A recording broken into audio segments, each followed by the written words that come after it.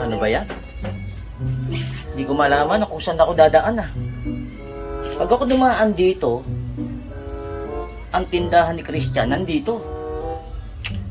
Dito naman sa likod, putik.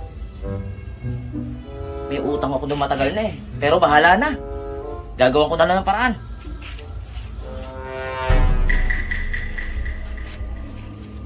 Are? Are?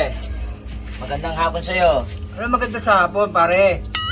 Magbabayad ka ba o bibili ka? Ikaw naman? Pare, kasi yung utang mo rito, pare, 2,005 pa. 2,000. 2,005 pa. Ito nakalista, ito pare. Ayan pare, 50 pesos. Ayan di ba may date? Oo. 2,005. Pre, nakakayaman sa'yo. Yung 50 yan, alam ko matagal na yan eh. 2,005 pa. Pare, para matuwa ka naman sa akin. Ba? Ano ang gagawin mo? Gawin mo ng 350 yan.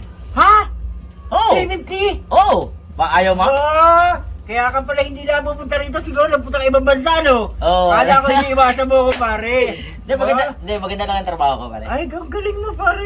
Gagawin ko taga 350 ko. Tuboy 300? Pare, masyado ka naman galanting. Kala ko, kaya hindi ka nadaan dito, umiiwas ka. Hindi ako ganun, pare. Galing ah. Nakalimutan ko lang. Okay, eto na, pare. Yan, 350, di ba? Asan na yung 300? Teka. Swerte ko nga naman. Buhay nga naman ng tao, paiba-iba, pare, no? Kala ko, kung napapano ka na eh. Pare, ito, 300 lahat to. Bibigay ko sa'yo kasi barya yung iba, ha? Hindi, isama mo na yung lalagyan, pare. Babalik ko na lang sa'yo. Kasi wala akong bulsi. Ay, ganon? Oo. Pare, kasi swerte sa akin to. Hindi ako gumagalit na Arinola eh. Babalik ko na lang sa'yo, ha? Pakibilang mo muna. Pare, pakibilang mo. Huwag na, matiwala naman ako sa'yo eh. Basta ang utang ko, 350. Pare. Salamat, ha, pare. Sige, pare. Thank you, pare. Salamat. Kala niya, maiisahan niya ako. 350.